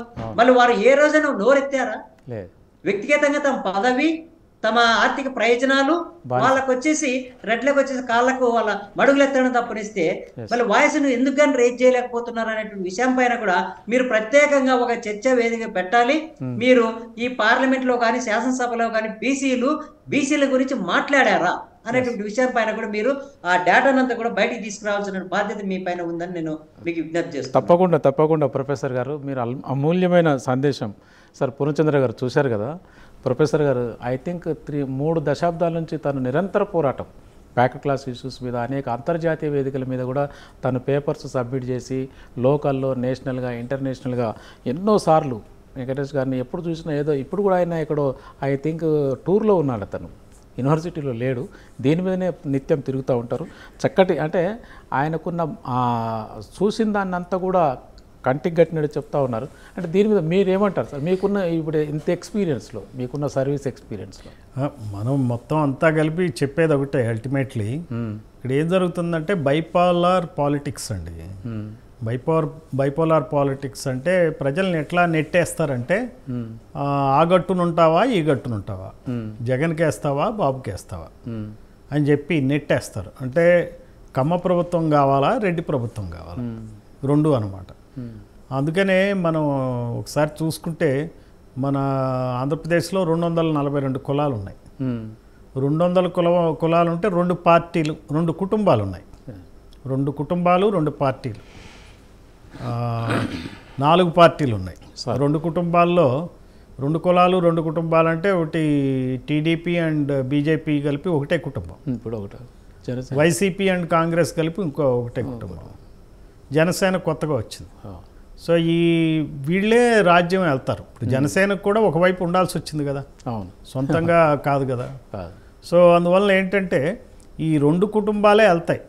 2 కుటుంబాలు 2 కులాలు 4 పార్టీలు, ఆ మ్యాట్రిక్స్తో మన రాజకీయం నడుస్తుంది. అలానే ఇందాక మన గోవింద్ గారు కానీ ఇతరులు చెప్పిన దానిలో పాయింట్ ఏంటంటే బీసీల పార్టీ అనే టీడీపీ కూడా బీసీలకు వరగబెట్టిందే లేదు. బీసీల ఎమ్మెల్యేల సంఖ్య ఏం పెద్దగా ఏం పెరగల, వీళ్ళ రాకముందుకి ఏం పెద్ద తేడా ఏం లేదు. నేను చూస్తే ఈ 2 ఫేజుల్లో మనం చూడొచ్చు, 1952 to 1978, అలాగే 1988 నుంచి 2024 వరకు చూస్తే టోటల్గా అసెంబ్లీ స్థానాలు పెరిగినాయి కాబట్టి 140 ఉండే అప్పుడు. ఈ 83 నుంచి మరి 140 కన్నా పెరగటం, 190, 175 అవటం ఇట్లా జరిగింది. సో పర్సంటేజ్ చూసుకుంటే బీసీల యొక్క పర్సంటేజ్ అట్లానే ఉంది. అట్లా ఉండటమే కాకుండా కొన్ని పొలిటికల్గా కమ్యూనిటీస్ కూడా ఎక్స్టింక్ట్ అవుతున్నాయి, పొలిటికల్లీ ఎక్స్టింక్ట్ కమ్యూనిటీస్. దానికి ఒక ఎగ్జాంపుల్ చెప్పగలను. అయితే బీసీ కమ్యూనిటీ కాదు కానీ క్షత్రియులు మన రాజులు అంటారు ఇక్కడ చిత్తూరు ఏరియాలో నగరి కాన్స్టిట్యుయెన్సీలో 1978 లోపట 3 సార్లు ఎమ్మెల్యేలు అయ్యారు, 3 అయ్యారు. దొరస్వామి రాజు 1994లో అయ్యాడు, ఈవి గోపాలరాజు 1983, రాజగోపాల్ రాజు అని 1962, అంటే 1994. వీళ్ళు ఇక నుంచి 94 తర్వాత అక్కడ రాజులు అసలు ఎమ్మెల్యేలు కావట్లే, అంటే పొలిటికల్గా ఎక్స్టింక్ట్ అయిపోయారు అనమాట వాళ్ళు. అంటే ఏం చేస్తున్నారంటే ఈ బైపోలార్ పాలిటిక్స్లో రెడ్డా కమ్మ అనే దానిలో, అందుకే బలిజలకు కూడా రాయలసీమలో టికెట్లు ఇవ్వరు, వాళ్ళు ఒకళ్ళో ఇద్దరు గెలుస్తారు అంతే, ఒకళ్ళు ఇద్దరు టికెట్లు వస్తాయంత తప్పితే ఏం లేదు. సో అందువల్ల ఏంటంటే ఇప్పుడు వీటిలన్నిటికీ మించి మనం చేయాల్సిన కార్యక్రమం ఏంటంటే బహుజనులందరూ చేపట్టాల్సింది ఏంటంటే, సరే ఇవన్నీ అన్యాయం చేస్తున్నారు, మనం ఎంత మాట్లాడుకున్నా వాళ్ళ అన్యాయం చేసే రూపాలేంటో మనకు తెలుసు. నరకటం, చంపటం, బెదిరించటం, ఆక్రమించుకోవటం, ఈ ఆస్తులు సంపాదించుకోవటం, మోడస్ ఆపరెండి మారుతూ ఉంటుంది కాలక్రమేణా. అయితే ఇప్పుడు ఏంటంటే మనం డిమాండ్ చేయాల్సింది ఈ కులగణన డిమాండ్ చేయాలి. అదొక కులగణన ద్వారా ఏమేం కులాలు ఎన్నెన్ని ఓట్లు ఉన్నాయి అనేది చెప్పాలి ఒకటి, దానికి మెయిన్ పర్పస్. దాన్ని మనం డిమాండ్ చేయాలి, ఆ దృష్ట్యా మనం ఉద్యమించాలి. ఇప్పుడు ఈ విషయాలన్నీ కూడా మన యూత్కి చేరవేయాలి, యూత్కి చెప్పాలి. మనం హెసిటేట్ చేయకూడదు. చాలామంది మనం ఏంటంటే పొలిటికల్ ఎడ్యుకేషన్ లేదు ఇప్పుడు యూత్కి. యూత్ అంతా కూడా డైవర్ట్ అయిపోయి ఉన్నారు, ఈ సెల్ ఫోన్లో వీటిలో రకరకాలుగా డైవర్ట్ అయి ఉన్నారు, పైగా అన్ఎంప్లాయ్మెంట్ ఉంది. నేను అనేది ఏంటంటే మనం అందరం కూడా చేయాల్సింది యూత్ని ఎలా ఎడ్యుకేట్ చేయాలి. ఎందుకంటే యూతే ఇప్పుడు మనకి ఓటర్స్ కూడా బాగా ఎక్కువగా 60-65% యూత్ ఉన్నారని చెప్పి స్టాటిస్టిక్స్ చెప్తాయి. కాబట్టి మనం ప్రజల్లోకి ఈ మెసేజ్ తీసుకెళ్ళి ఉద్యమించాలి. అప్పుడే, అంతేగాని లేకపోతే వీళ్ళు పాలకులకి ఏం అవసరం ఉండదు, పట్టించుకోవాల్సిన అవసరం ఉండదు. వాళ్ళు చేసే బడ్జెట్ అంటారు, శ్వేతపత్రాలు అంటారు, మేము అది చేసాం ఇది చేసాం అంటారు, అవి జరుగుతూ ఉంటాయి, చేస్తూ ఉంటారు. మళ్ళీ ఎలక్షన్ టైం వస్తుంది, అప్పుడు ఏదో ఒక అంశం తీసుకుంటారు, అభివృద్ధి సంక్షేమం అంటారు. అంటే వీళ్ళు జనరల్గా వాళ్ళ సంక్షేమం గురించి మాట్లాడతారు. ఇప్పుడు జగన్మోహన్ రెడ్డి సంక్షేమం అంటే జగన్మోహన్ రెడ్డి సంక్షేమం, అది అభివృద్ధి అంటే చంద్రబాబు వాళ్ళ వర్గం యొక్క అభివృద్ధి, ప్రజల అభివృద్ధులు కాదు వాళ్ళు మాట్లాడేది, సంక్షేమం వాళ్ళది కాదు. అయితే ప్రజలు మాత్రం ఒక అసంతృప్తి, ఇప్పుడు మనం అందరం విడివిడిగా మాట్లాడుకున్నా చాలా అసంతృప్తి కనపడుతుంది మనకి. ఒకరికొకరికి పెద్ద పరిచయాలు లేవు. ఇప్పుడు ప్రొఫెసర్ గారితో నాకేం పరిచయం లేదు, మరి ఆయనలో నాకున్న ఆవేశం కన్నా చాలా 10 times ఎక్కువ ఆవేశం ఉంది, బాధ ఉంది ఆయనలో కనపడుతుంది. నేనే ఆశ్చర్యపోతున్నా. నేనేదో రిటైర్ అయ్యి అసలు నేను ఒక సబ్జెక్ట్ తీసుకుని స్టడీ చేసే క్రమంలో నాకు రాయలసీమే బాగా పెద్ద రాజకీయ నేరస్థలంగా కనపడింది. రాజకీయ నేరస్థలం, ఏదన్నా బిగ్ సీన్ ఆఫ్ అఫెన్స్ అంటాం మేము పోలీసులు. ఏమంటాం అంటే మర్డర్లు జరిగిన సీన్ కానీ, దొంగతనం జరిగిన సీన్ కానీ, దాన్ని సీన్ ఆఫ్ అఫెన్స్ అని అంటాం, నేరస్థలం. ఇది పెద్ద political scene of offence is Rayalaseema. So ఈ రాయలసీమ నేను నాకే కొన్ని ఫ్యాక్ట్స్ చాలా ఆశ్చర్యం కలిగించింది. బీసీల పార్టీ అని చెప్పి టీడీపీ అంటే ఇట్లా ఉందిరా అని చెప్పి ఆలోచిస్తే గెలుపు గుర్రాలకు టికెట్ ఇవ్వటం చంద్రబాబు ఉద్దేశం. సో ఎవడు గెలుస్తాడు? రెడ్డి కమ్మ మాత్రమే డబ్బులు ఉన్నాయి, వాళ్ళ దగ్గరే ఉన్నాయి, వాళ్ళకి సపోర్ట్ ఉంటుంది. గ్రామ స్థాయి నుంచి రెడ్లు ఉంటారు, సపోర్ట్ చేస్తారు, పోలింగ్ బూత్లకి వెళ్ళి ఓట్లే ఇస్తారు. అందువల్ల డబ్బున్న వాడికి టికెట్లు ఇచ్చి గెలిపించుకుని ఆయన చీఫ్ మినిస్టర్ అవటం ఆయన ఇంట్రెస్ట్. అంతేగాని మన కోసం ఆయన చీఫ్ మినిస్టర్ అయ్యాడు అని అనుకోవటం ప్రజల ఇది జనాలకు కూడా అర్థమవుతుంది. అర్థమయ్యే ఏం చేశారంటే, మీరు నిజంగా 2019 ఎలక్షన్ని 2024 ఎలక్షన్స్ కనుక మీరు గమనిస్తే వీళ్ళు ఒక్కొక్కళ్ళు లాస్ట్ ఎలక్షన్లో 5-6 వేల కోట్లు ఖర్చు పెడితే, అటు చంద్రబాబు నాయుడు కానీ ఇటు జగన్మోహన్ రెడ్డి కానీ, ఈ ఎలక్షన్లో అది 10,000 కోట్లు బడ్జెట్ పెరిగింది, 10,000 కోట్లు ఖర్చు పెట్టాడు అటు జగన్మోహన్ రెడ్డి కానీ చంద్రబాబు నాయుడు కానీ. అయితే ఏం చేశారు, లాస్ట్ ఎలక్షన్స్లో 2019 ఎలక్షన్స్లో 151 స్థానాల్లో చంద్రబాబుని ప్రజలు ఓడించారు. జనాలు ఏమంటారంటే జగన్ గెలిచాడు అనుకున్నాడు, ఆయన అనుకున్నాడు, చాలామంది అనుకున్నారు, అనుకుని ఆయన వెర్రవీగేటప్పటికీ ప్రజలకి కోపం వచ్చి ఏం చేశారంటే, ఆయన 2.5 లక్షల కోట్లు సంక్షేమ కార్యక్రమాలు బటన్ నొక్కినప్పటికీ ఆయన ఏం చేశారంటే ఆయన్ని 164 సీట్లు ఓడించారు. ఇప్పుడు చంద్రబాబు నేను గెలిచాను అనుకుంటే తప్పు. చంద్రబాబుకి తెలుసు, ఆయన ఏంటంటే 10,000 కోట్లు ఖర్చు పెట్టా, ఏదో పవన్ కళ్యాణ్తో నేను టైప్ అలయన్స్ తీసుకున్నా, బీజేపీతో వెళ్ళి సర్దుబాటు చేసుకున్నా, మోడీతో లేకపోతే అమిత్ షాతో, ఇది ప్రజలందరికీ తెలిసిన విషయం. నేనేదో కొత్తగా నాకు ఇన్ఫర్మేషన్ ఉండి నేను చెప్పే మాటలు కాదు. సో ఇంత చేసి జాగ్రత్తగా గట్టెక్కాడు. కాకపోతే ప్రజలు ఏంటంటే అతను ఏం చేసినా చేయకున్నా జగన్ని ఓడించాలని ఖచ్చితంగా ప్రజలు, ఇది ఇంకా జగన్కి అర్థం కాలేదు. జగన్ గ్రామాల్లో ప్రజల్ని విడదీశాడు, ఎస్సీలుగా విడదీశాడు, బీసీలుగా విడదీశాడు, ఒకళ్ళ మీద ఒకళ్ళు ఫ్యాక్షన్ని, రాయలసీమ ఫ్యాక్షన్ ఆంధ్రప్రదేశ్ మొత్తం పాకిచ్చాడు. సో ఒక రకమైనటువంటి వెర్బల్ టెర్రరిస్టులను తయారు చేశాడు. ఏది గుడివాడలో ఒక టెర్రరిస్ట్ ఉంటాడు, విజయవాడలో ఒక టెర్రరిస్ట్ ఉంటాడు, వీళ్ళంతా బూతులు తిడతారు. ఎందుకు అసలు అది ఏమి రాజకీయం నాకు అర్థం కాదు. రాజకీయాల్ని గబ్బు పెట్టించినటువంటి ఇంకొక అధమ స్థాయికి తీసుకెళ్లాడు జగన్మోహన్ రెడ్డి. సో ఈ ప్రాసెస్లో ఏమవుతుందంటే ప్రజలు ఎంత అబ్జర్వ్ చేస్తున్నారు, నేను మీరు అనుకునే మాటలు కాదు ఇది. అందుకని ఏం చేస్తున్నారంటే సైలెంట్గా వెళ్తున్నారు. ఎప్పుడు ఎవరి పీక నొక్కాలో ఆ ఈవీఎంలో ఆ బటన్ నొక్కి వాడి పీక నొక్కుతున్నారు. అందువల్ల ఇప్పుడైనా సరే ప్రజలు మరింత చైతన్యవంతులు అవుతారు. మనం ఈ ప్రజల గురించి అయినా సరే బహుజన్ సమాజ్ పార్టీ కానీ ఈ లైక్ మైండెడ్ పార్టీస్ పనిచేస్తే ఖచ్చితంగా ఈ ప్రభుత్వాల ఆటలు కట్టొచ్చు. రెడ్డి స్వామ్యాన్ని కానీ కమ్మ స్వామ్యాన్ని కానీ మనం కట్టడి చేసేటువంటి అవకాశం ఏర్పడుతుంది. ప్రొఫెసర్ గారు మీరు చెప్పాలి ఇప్పుడు దీనికి. సారు చాలా వివరంగా కొంతమేరకు ఇంతకుముందు ఇద్దరు మిత్రులు మాట్లాడిన దానికంటే కూడా సార్ మాట్లాడింది మీరు మాట్లాడాల్సింది చాలా ఉంది. రాయలసీమలో అనేక సంవత్సరాలుగా దాదాపుగా ఎన్నోసార్లు ఎలక్షన్ జరిగిన సంక్షేమం అభివృద్ధి ఈ రెండు, లేకుంటే కమ్మారెడ్డి ఈ కులాలు, వీటి మధ్యనే ఎలక్షన్ జరుగుతూ వస్తున్నాయి. బ్యాక్వర్డ్ క్లాస్కు సంబంధించి అక్కడ నీకు చక్రపాణి లాంటి వాళ్ళు కానీ నాగప్ప లాంటి వాళ్ళు కానీ చాలామంది లీడర్స్ ఉన్నా కూడా అంతగా ప్రాచుర్యం పొందలేక అక్కడికక్కడే ఇదైపోయి బయటికి రాని ఈ వ్యవస్థల నుంచి అంటే మీరు ఎలా చూస్తారు? అంటే ఇంకెంతకాలం పట్టవచ్చు అనుకుంటున్నారు? రాయలసీమలో రెడ్ల నుంచి విముక్తి కావడానికి, రాయలసీమ ఈ వర్గాలన్నిటికీ అధికారం రావడానికి ఇంకెంతకాలం పట్టాలి? ఏం చేయాలి? ఇప్పుడు మనం కొన్ని చాలా సీరియస్ యాక్టివిటీస్ అనేటువంటి చేయకపోతే ఇంకా 75 ఏళ్ళైనా కూడా వెనుకబడిన తరగతులకు రాజ్యాధికారం వస్తుంది, లేదంటే భాగస్వామ్యం లభిస్తుంది, ప్రజాస్వామ్యయుతంగా రాజ్యసీమను తయారు చేస్తామనేటువంటి నమ్మకం అయితే ఏది లేదు. మనం ఈ 75 ఏళ్ల అనుభవంలో మనం తెలుసుకున్నటువంటిది ఏంటంటే దేశంలో there is a social deficit of democracy, representational deficit in the democracy. మీరు ఒక రాయలసీమలో కావచ్చు, ఆంధ్రప్రదేశ్లో కావచ్చు, తెలంగాణలో కావచ్చు, మహారాష్ట్రలో కావచ్చు, ఈ ఆధిపత్య కులము ఏదైతే ఉందో ఈ ఆధిపత్య కులాన్ని అహంకారాన్ని అణచాలనుకున్నప్పుడు ఒకటి ఇంతమంది డాక్టర్ పూర్ణచంద్రరావు గారు అన్నట్లు కుల జన గణన అనేటువంటిది జరగాలి. రెండోది జాతీయ స్థాయిలో కులాన్ని ఆధారంగా నైస్పతిక ప్రాతినిధ్యం అనేటువంటిది రావాలి, ప్రపోర్షనల్ రిప్రజెంటేషన్. మేమెంత మందిమో మాకంత వాటా అనేటువంటి ఊసా గారు ఇచ్చినటువంటి నినాదం ఏదైతే ఉందో అది రావాలి. ఇవాళ చంద్రబాబు నాయుడు కుల గణన చేయాలంటానని చెప్పేసరికి ఆయన ఏం దాన్ని డైవర్ట్ చేయడానికి ఏం తీసుకొస్తున్నాడు?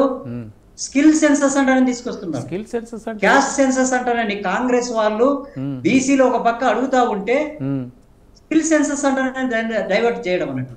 అంటే ఈ వారసత్వ రాజకీయాలు కేవలం ఇవాళ ఆంధ్రప్రదేశ్లో ఆధిపత్య కులాల రాజకీయాలే కాదు, అదే ఆధిపత్య కులాలు వచ్చేసి వారసత్వ రాజకీయాలను కూడా ప్రోత్సహించడం అనేటువంటి మొదలైంది. మీరు ఏ నియోజకవర్గం నుంచి తీసుకోండి, ప్రతి చోట ఈ కుటుంబాలకు చెందినటువంటి వాళ్ళదే. అంటే ప్రజాస్వామ్యం అంటే దేశంలో కేవలం ఆధిపత్య కులాలకు లేదా వాళ్ళ వారసులకు సంబంధించినటువంటిదే. అందుకనే స్థానిక సంస్థల ఎన్నికల్లో కూడా ఒకప్పుడు 1950 నుంచి 92, 93 వరకు కూడా ఒకే ఒక కుటుంబం పెత్తానంలోనే మొత్తం గ్రామ పంచాయతీ అంతా కూడా దశాబ్దాల పాటు కొనసాగేది. ఎప్పుడైతే ప్రొఫెసర్ శివయ్య గారు ఆనాటి దేశ ప్రధానమంత్రికి సలహా ఇచ్చి స్థానిక సంస్థలలో బీసీలకు కూడా రిజర్వేషన్లు ఉండాలి అంటేనే ఆనాడు ఎన్టీ రామారావు కూడా దాన్ని స్పందించి రిజర్వేషన్లు పెడితే ఆ కులాల ఆధిపత్య కులాల ఆ కుటుంబాల పెత్తానము చెల్లి వెనుకబడిన కులాలకు ప్రాతినిధ్యం లభించడం అనేది జరిగింది. అదేవిధంగా ఇంత భయంకరంగా అంటే 18 సార్లు ఇప్పటి వరకు ఆంధ్రప్రదేశ్లో ఎన్నికలు జరిగితే ఎన్నికలు జరిగిన ప్రతిసారి కూడా వెనుకబడిన తరగతుల వాళ్ళు 30% నష్టపోతున్నారు. ఇవాళ రాయలసీమలో ఎంతమందికి ఓబీసీ సర్టిఫికేట్ ఉంటే వాళ్ళు అఖిల భారత స్థాయిలో అత్యున్నతమైనటువంటి ఉద్యోగం సంపాదించుకోవచ్చు అనేటువంటి విషయం తెలుసండి. నా ఊర్లో నా కుటుంబానికి చెందినటువంటి వాళ్ళను నేను ఇంతవరకు ఒక్కరిని కూడా ఒక కేంద్ర ప్రభుత్వ ఉద్యోగంలా కానీ రాష్ట్ర ప్రభుత్వ ఉద్యోగంలాగా తీసుకురాలేకపోయాను. నేను ఊరు వెళితే మొట్టమొదట వాళ్ళు చెప్పేది ఏడో కూడా ఈ రెడ్డి కులానికి చెందినటువంటి వాళ్ళు రెచ్చగొడతారు. ఊర్లోనే బీసీ అంతా వచ్చి నన్ను అడిగేది ఏం తెలుసా, గుడి కట్టిస్తాను డబ్బులు ఇవ్వు అంటారు. గుడి ఎందుకు కట్టిస్తామంటే గుడి కట్టిస్తే ఊరు బాగుపడుతుంది అంటారు. అరే ఇప్పటికే 14 గుళ్ళున్నా కదరా బాబు ఊర్లో, మళ్ళీ ఇంతవరకు ఊరు ఎందుకు బాగుపడలేదు అంటుంది. మీరు గుడి గోపురము మసీదు చర్చి దీని గురించి నన్ను అడగద్దు మాట్లాడద్దు అంటే, అరే మీరేం చదువుకున్నారు సార్, మీరే ఉద్యోగం చేస్తున్నారు, మీరు ఢిల్లీ చదువుకుని ఉన్నారు కాబట్టి మేము అడిగేసరికి ఇవన్నీ చేస్తామనుకుంటే నేను ఇవి చేయను. బుద్ధుడు విగ్రహం పెట్టించు, పూలే విగ్రహం పెట్టించు, అంబేద్కర్ విగ్రహం పెట్టించు అంటే అని చెప్తూనే ఉన్నా. అక్కడ పాలకుర్తి కోడుమూరు దగ్గర పాలకుర్తి అంటే ఒక గ్రామం ఉండే, ఆ గ్రామంలో మొట్టమొదటి దళితులు వచ్చేసి అంబేద్కర్ విగ్రహం పెట్టిన తర్వాత బీసీల నుంచి వచ్చి పెద్ద ఎత్తున రెసిస్టెన్స్ అనేటువంటిది వచ్చింది. రెసిస్టెన్స్ వస్తే అప్పుడు ఆ గ్రామంలోని దళితులంతా ఒకటైపోయి ఏం చెప్పారంటే, మీరు ఇక్కడ అంబేద్కర్ విగ్రహం పక్కనే పూలే విగ్రహం పెడదాం, ఆ పూలే విగ్రహం కావాల్సినటువంటి ఆర్థిక నిధులు కూడా మేము కూడా సమకూరుస్తాం, మీరు కూడా వచ్చి సమకూర్చండి, అందులో భాగస్వాములు కండి, అంబేద్కర్ పూలేని పక్కన నిలబెట్టి మనం రాజకీయం చేద్దామంటానని ఆ పాలకృతి గ్రామంలో అక్కడ ఉన్నటువంటి దళితుల ముందుకు వచ్చారు. మళ్ళీ నా గ్రామంలో నేను కనీసం 10 మందిని కూడా మార్చలేనటువంటి పరిస్థితి. అంటే నేను ఒక పిహెచ్డి చేసి ప్రొఫెసర్ చేసి ఇన్ని రాస్తున్నా ఇన్ని మాట్లాడుతున్నా ఒక గవర్నమెంట్ స్కీమ్ లో ఓబీసీ సర్టిఫికేట్ తీసుకొని రా బాబు తలా నోరు మొత్తుకున్నా ఒకటి ఓబీసీ సర్టిఫికేట్ తీసుకోవడం చేత కాదు. బ్యాంక్ దగ్గరికి వెళ్ళి ఒక 10 లక్షల రూపాయలు లోన్ తెచ్చుకొని రా బాబు అంటే తెచ్చుకోవడం చేత కాదు. నేను ఊరికి వచ్చి డబ్బులు నువ్వు అప్పులిప్పి బయటతో వడ్డీకి అప్పులిప్పి ఇదే మైండ్ సెట్ ఉంది. కానీ ఈ దరిద్రపు మైండ్ సెట్ నుంచి వెనుకబడిన కులాలు బయటికి రానంత వరకు వాళ్ళ ఎంపవర్మెంట్ అనేట్టు సాగదు.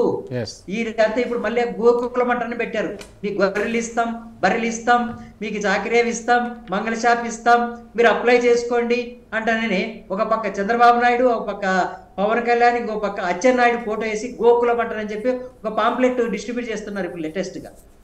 దీనివల్ల వచ్చేది మీకు ఏం లేదురా బాబు, ఇంతకుముందు ఉన్నోడు 5 ఏళ్ళు వచ్చేసి మీకు 3000 రూపాయలు పెన్షన్ ఇచ్చో మీకు రైతు బంధు ఇచ్చో అదో ఇచ్చి వాడు లక్షల కోట్ల కొల్లగొట్టుకుపోయాడు. ఇప్పుడు మీకు ఆవులు గొర్రెలు మేకలు ఇవన్నీ ఇచ్చి కూడా అదే పరిస్థితి జరగబోతుంది. మీ పరిస్థితిలో మార్పు రాదు కాబట్టి మీరు మార్పు రావాలి అంటే మీరు పెద్ద ఎత్తున రాజకీయంగా ప్రొఫెసర్ గారు మనం చూడాల్సింది ఏంటంటే అదొక ఆస్పెక్ట్ అండి, గ్రామాల్లో జరిగే ఆస్పెక్ట్ కాదు.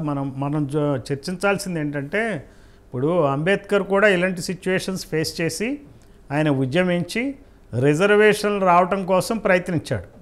మనం ఏంటంటే మనం దాన్ని తీసుకెళ్ళటానికి మనవంతు బాధ్యతగా మనం చేద్దాం. సో వెనకబడిన వాళ్ళ ప్రవర్తన ఎప్పుడు అలానే ఉంటుంది. సో అది పెద్ద విచిత్రమైన విషయం కాదు. మనం అంబేద్కర్ స్ఫూర్తిగా పూలే స్ఫూర్తిగా మనం పనిచేస్తేనే కానీ మనకి రిజల్ట్స్ రావు. మనం దాంతో పెట్టాలి. వాళ్ళని తప్పు పట్టడం అంటే వాళ్ళు ఉన్న అజ్ఞానం అలాంటి పరిస్థితుల్లో ఉన్నారు, వాళ్ళని మనం తప్పు పట్టాల్సిన అవసరం లేదు. రాయలసీమ రెడ్లదా అనే దాని మీద ఫైనల్గా మల్లికల్ గారు మీరు 1 నిమిషంలో క్లోజ్ చేయండి. సార్ అదే సార్ ఇందాక మన ప్రొఫెసర్ గారు చెప్పినట్టు ఈ రెడ్ల ఆధిపత్యం అంతా కూడా ఈ భూముల పైన గనుల పైన ఈ ప్రకృతి సంపద పైనే కాకుండా ఈ ఎక్కడో సుదూర ప్రాంతాల నుండి ఈ పూర్తి అణగారిన వర్గాల మధ్య ఉన్నటువంటి ఎస్టీ సమాజాన్ని ఉద్ధరించాలని ఈ కర్నూలుకి ఈ ప్రాంతానికి రాయలసీమ ప్రాంతానికి స్టాంటాన్ ద్వారా కోర్ట్స్ ద్వారా ఈ ఈసీఎం వాళ్ళు వీళ్ళందరూ కూడా వచ్చి వీళ్ళ అభివృద్ధి కోసం ఎన్నో 100 ఎకరాలు తీసి వీళ్ళకి చేయడం జరిగింది. దాన్ని కూడా ఈ ఫ్యాక్షనిస్ట్ అంతా కూడా ఈ రెడ్డి సమాజం ఏదైతే ఉందో ప్రతి ఒక్కరు పూర్తిగా ఆయా భూములను కూడా కబ్జా చేసి పూర్తిగా వీళ్ళకి రావాల్సినటువంటి అభివృద్ధి కూడా ఆపేసినటువంటి నీచ స్థితిలో ఈ రెడ్డి ఫ్యాక్షనిస్ట్ లో ఉన్నారు. ఒక రాజకీయాలనే కాదు ఈ విధంగా ఉన్నటువంటి భూములన్నీ అంటే నెల్లూరు జిల్లాలో అయితేనేమి, ప్రకాశంలో అయితేనేమి, కర్నూలులో అయితేనేమి, గుంటూరులో అయితేనేమి, ఇక్కడ సికింద్రాబాద్ అయితేనేమి ఇవన్నీ కూడా కొన్ని వేలు కాదు లక్షల కోట్ల అయ్యేటువంటి సంపదను కూడా కొల్లగొట్టినారు సార్. ఇది ఏ ప్రభుత్వం వచ్చినా, కాంగ్రెస్ వచ్చినా, టీడీపీ వచ్చినా, వైసీపీ వచ్చినా, ఎవరు వచ్చినా ఆయా వాళ్ళ కబ్జా చేసినటువంటి ఎవరైతే ఈ రెడ్డి సమాజం ఉందో వీళ్ళందరూ ఉన్నారో వాళ్ళకందరూ కూడా ఈ పార్టీలు వెన్నుదన్నుగా ఉండి మొత్తం ఈ పేదలకు రావాల్సినటువంటి ఈ దాన్ని కూడా నిలిపేయడం జరిగింది. ఎక్కడ పోయినా కానీ వీళ్ళంతా కూడా ఈ మొత్తం ఫ్యాక్షనిస్ట్ నేపథ్యంలో పోవడం, కబ్జా చేసుకోవడం, వాళ్ళని నిర్వీర్యం చేసి తోచిపాడాడు అనే ఇక్కడ కర్నూలు అయితే ఏకంగా ఒక చర్చినే జస్ట్ రోడ్ నుండి రోడ్డుకి రావడానికి కూడా ఉన్నటువంటి ఒక చర్చిని కబ్జా చేసి కూడా కోట్లు పెట్టినటువంటి. ఓకే మల్లికల్ గారు, ఇప్పుడు గోవింద్ గారు ఫైనల్ గా మీరు ఒక్క మాట ఒక్క నిమిషం ఒక్క నిమిషం అవకాశం ఉంటుంది చెప్పండి సార్. ఇప్పుడు రాష్ట్రం విడిపోయిన ముందు ఉండేలండి, రాష్ట్రం విడిపోయిన తర్వాత ఈ రాష్ట్రంలో విడిపోయింది, అప్పుల పాలైంది, అనభజ్ఞుడు ఉండాలని చెప్పి అంతవరకు చంద్రబాబు వైపు, ఆ తెలుగుదేశం పార్టీ వైపు ప్రజలు లేరు. విడిపోయిన తర్వాత కొంత మొగ్గు చూపి ఇతనికి అధికారం ఇచ్చారు, మంచి పరిపాలన ఇస్తాడు అని చెప్పి. కానీ చంద్రబాబు నాయుడు గారు గెలిచిన తర్వాత వాళ్ళ కులానికి ప్రాధాన్యత ఇచ్చి దోచుకోవడం జరగడంతో వెంటనే ప్రజలందరూ మార్పు చేసి ఖచ్చితంగా జగన్ కేయాలని చెప్పి, అంటే చంద్రబాబు నాయుడుకి వ్యతిరేకంగానే జగన్ కేసింది, జగన్ మీద ప్రేమతో కాదు. కానీ జగన్ కు ఓటేస్తే జగన్ గారు తన ఇష్టం వచ్చిన విధంగా మనం పరిపాలన చూసాం. మరి ఈ రోజు 3 పట్టభద్రుల ఎమ్మెల్సీ ఎన్నికలు జరిగినప్పుడే వాళ్ళు డబ్బులు ఇచ్చినా, లేకపోతే దొంగోట్లు వేసినా, లేకపోతే అధికారాన్ని దుర్వినియోగం చేసినా, మరి యువతలో ఏం చేయకపోయినా యువతల పార్టీకి ఓట్లు వేసి వాళ్ళకు ఓడించడం అనేది జరిగింది. అప్పటికే తెలిసిపోయింది జగన్ గారు ఓడిపోయినారని. మరి ఇప్పుడు మన జరిగిన ఎన్నికల్లో ఎంత కావాలంటే, అంటే ఇక్కడ చంద్రబాబు గారి మీద ప్రేమతో ఓటేయలేదు ఈసారి, ఓన్లీ జగన్ గారిని దించాలనే ఉద్దేశంతోనే ఓటేశారు, అరాచకమైన పాలు అని చెప్పి. ఈ సందర్భంలో బహుజన వర్గాలుగా మా పార్టీలు మేము కొంత చైతన్యవంతులై చేయగలిగితే, నమ్మకం విశ్వాసం కలిగింటే మన వైపు వచ్చేది. ఈసారి ఖచ్చితంగా జనాలు పోయి జనాలు తీసుకురావడం అనేది చేస్తే జనం ఆల్టర్నేటివ్ చూస్తున్నారు. ఖచ్చితంగా ఆ ఆల్టర్నేటివ్ కోసం మనం ప్రయత్నం చేస్తే వస్తుంది. మా సారు పూర్ణచంద్రరావు గారు చెప్పినట్టు జనాభా లెక్కలు తీయాలనేది అన్ని కులాల లెక్కలు తీయాల, దానికోసం ఉద్యమించాల్సిన అవసరం ఉంది. ప్రధాని మోడీ గారు బీసీ అని చెప్పుకుంటున్నాం, కానీ ఎవరు ఓటు వినతి పత్రం ఇలా, ఒక స్లోగన్ ఇవ్వాలా, లేకపోతే ఇంకోటి ఏడాలా, ఒక కమిటీ వేయాలా, ఒక చర్చ జరపడా, కానీ అగ్రకులపుల జనాభా ఎంత ఉందో తెలియదు. కానీ 10% రిజర్వేషన్ వాళ్ళకి ఇచ్చాడు. అంటే ఆయన మన బీసీ అని ఎట్లా అనుకుంటాం దాన్ని? కాదు కదా. అంటే వాళ్ళ మాటలే వాళ్ళు విని చేయడం బీసీ జనాభా తీసుకురావాలని చెప్పి ఒక పోరాటం చేస్తూనే జనంలోకి వెళ్ళాలా. ఇంకా మనం మామూలుగా ఉండకుండా జనంలోకి వెళ్ళి ఖచ్చితంగా ఈ వర్గాలు చేస్తున్నటువంటి కమ్మారెడ్లు వర్గాలు చేస్తున్నటువంటి దుర్మార్గాలని అందరికి తెలుసు. అయితే వాళ్ళకు నమ్మకం విశ్వాసం కలిగించి మేము ఎన్నుదండగా ఉంటాము అనే పరిస్థితి మనం కలిగితే ఖచ్చితంగా జనంలో మార్పు వస్తుందని నేను అయితే భావిస్తాను. Thank you. నేటి చర్చా కార్యక్రమంలో పార్టిసిపేట్ చేసి మంచి సలహాలు సూచనలు అందించిన డాక్టర్ పూర్ణచంద్రరావు గారికి. పూర్ణచంద్ర గారు ఫైనల్గా మీరు ఒక్క నిమిషం. బహుజన్ సమాజ్ పార్టీ తరఫున కులగణన ఉద్యమాన్ని చేపడుతున్నాం. ఈ ఆగస్టులో సెప్టెంబర్లో చేపడతాం రాష్ట్ర వ్యాప్తంగా ఆంధ్రప్రదేశ్లో. దీని ద్వారా ప్రజలకి చేరువై ప్రజల ఈ ప్రభుత్వాలను ఎక్స్పోజ్ చేసి ఈ కులాధిపత్య ప్రభుత్వాల యొక్క చేసే అవకతవకలన్నింటినీ ఎక్స్పోజ్ చేస్తాం. ఖచ్చితంగా మన బహుజన రాజ్యం స్థాపించడానికి ఇది ముందడుగు, మొదటడుగు అని చెప్పి నేను భావిస్తున్నా. ఈ ఆపర్చునిటీ ఇచ్చినందుకు సంగం సూర్యారావు గారికి, ప్రైమ్ 9 వారికి అందరికీ ధన్యవాదాలు. Thank you. ఈ చర్చా కార్యక్రమంలో పార్టిసిపేట్ చేసిన ప్రొఫెసర్ వెంకటేష్ గారు అమూల్యమైన సందేశం ఇచ్చారు. అలాగే గోవింద్ గారు, అలాగే మల్లికల్ గారు, ముఖ్యంగా డాక్టర్ జె పూర్ణచంద్ర గారు, మీరందరూ కూడా మరొకసారి థ్యాంక్ యూ. ఈ కార్యక్రమం ఇంతటితో ముగిద్దాం. Thank you.